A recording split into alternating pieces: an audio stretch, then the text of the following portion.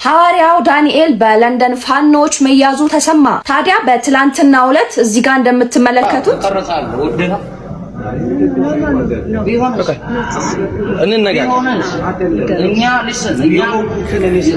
የሆንከው አንተ በብልጽግና ወንድምህም ተጠቃሚዎች መሬት የወሰዳችሁ ለሁለት ጌታ የምትገዙ ሰይጣኖች ናቸው።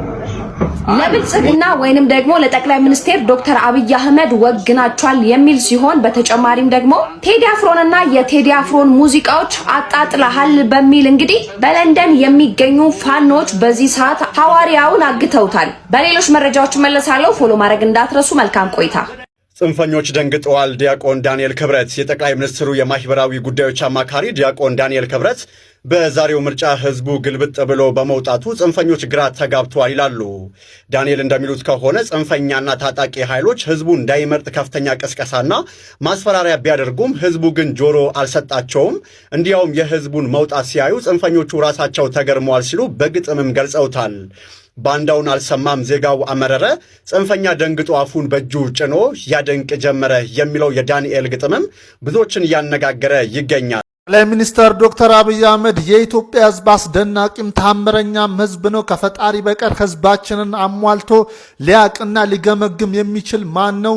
የደብረ ባህል የሀገር ወዳድና የወል መሻቱን መጠበቅ የሚችል ህዝብ መሆኑን በዘንድሮ ምርጫ ዳግም ለዓለም አሳይቷል። ዛሬው ታሪካዊ ዕለት የሌሊቱ ብርድና ጨለማ ያላስፈራቸው፣ የቀትሩ ፀሐይና ድንገተኛ ዝናብ ያልበገራቸው፣ ሰርግ፣ ሐዘን፣ ወሊድና ሌሎች ማህበራዊ ሁነቶች ያላገዳቸው፣ ረጃጅም ሰልፎች ያልታከታቸው፣ የአካል ጉዳት ድምፅ ለመስጠት ያልገደባቸው፣ ህመምና እርጅና የሀገር ተስፋን ከማየት ያላገዳቸው፣ የነገ ሀገር ተረካቢ ጨቅላ ልጆቻቸውን ማዘል ያልደከማቸው፣ ከማንም በላይ የጠላት ጩኸትና ማስፈራሪያ ያላስቆማቸው ዜጎች በብዙ ውጣ ውረዶች መካከል ያሳያችሁት ጽናትና ለዲሞክራሲያዊ ለሀገር ህልውና የተከፈለ ነውና ከልብ የመነጨ ምስጋና ይገባቸዋል።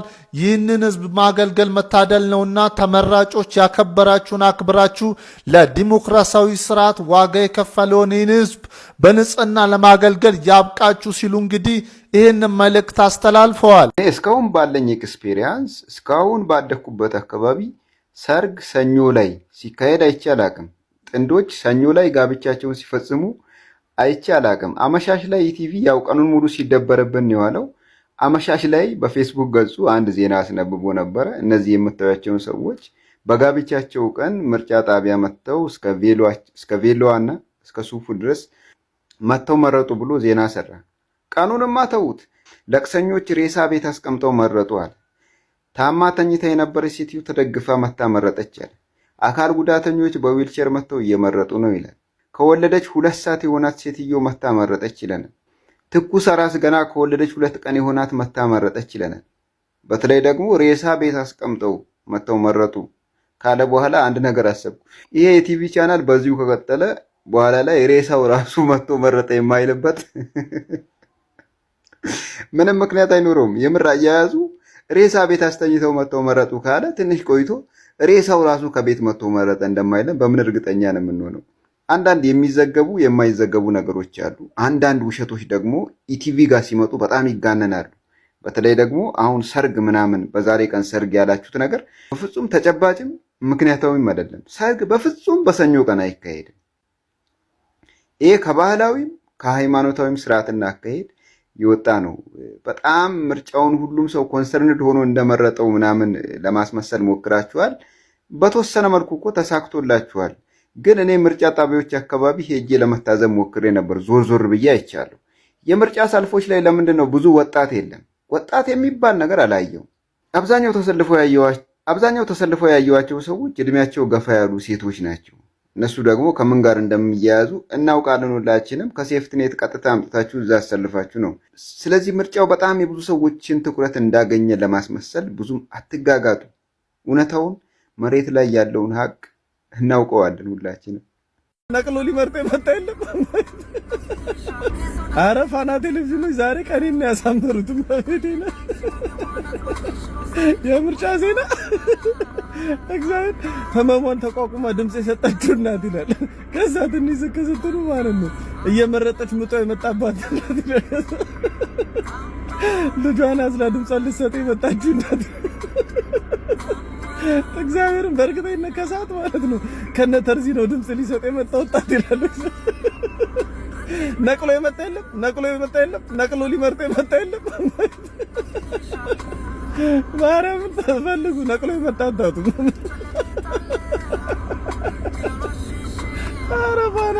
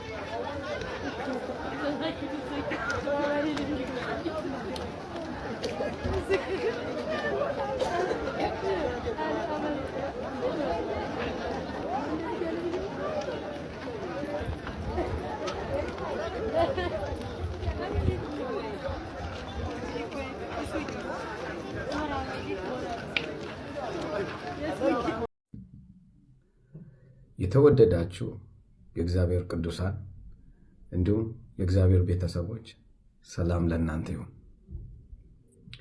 በሶሻል ሚዲያ ላይ ከሀገረ እንግሊዝ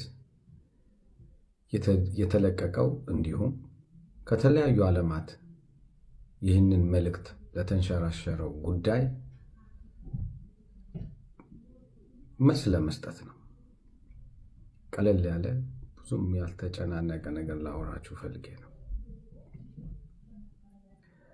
እንዲሁም በዚህ ጉዳይ ግራ የተጋባችሁ ተጨንቃችሁ ለደወላችሁልኝ ወንድሞችና እህቶች እኔ ሰላም ነኝ፣ ደህና ነኝ። የተለቀቀው መልእክት ቤዝዶን ወይም በኢትዮ ፎረም በተሳሳተ እኔን በማይመለከተኝ ጉዳይ ተለቆ ነበር። ወይም ተጨባጭ ማስረጃ የሌለውና ከእውነት የራቀ እኔን በተመለከተ ነበር። ከመንግስት ማንኛውም የመሬት በቡልጋሪያ አካባቢ ችሮታ አልተደረገልኝም ወይም የገንዘብ ድጎማም ተደርጎልኝ አያውቅም። ይሄ ነገር የተፈጠረ የለም በእኔ ዘንድ። ይህንን ላረጋግጥላችሁ እወዳለሁ። የተጠራሁት የእግዚአብሔርን መንግስትና የእግዚአብሔርን ሕዝብ አገለግል ዘንድ ነው። ነገር ግን እነኚህ ወንድሞቼ በሀገረ እንግሊዝ ያለውን በነፃነት የመናገር መብታቸውን ተጠቅመው አነጋግረውኝ ነበር። ለዚህም ሊሰሙኝ የፈቀዱትን ያህል መልስ ሰጥቻቸዋለሁ። ይህንን ሙሉን ማየት ከፈለጋችሁ ከታች ባለው ሊንክ ሐሳቤን ማየት ትችላላችሁ። ይህንንም ያደረጉ እንዲሁም ጨምሮ ይህንን ለመላው ዓለም ላሸራሸሩ ወገኖቼ፣ ወንድሞቼ፣ እህቶቼ በጌታ ፍቅር እወዳቸዋለሁ። አምላክ ኢትዮጵያን ይባርካታል።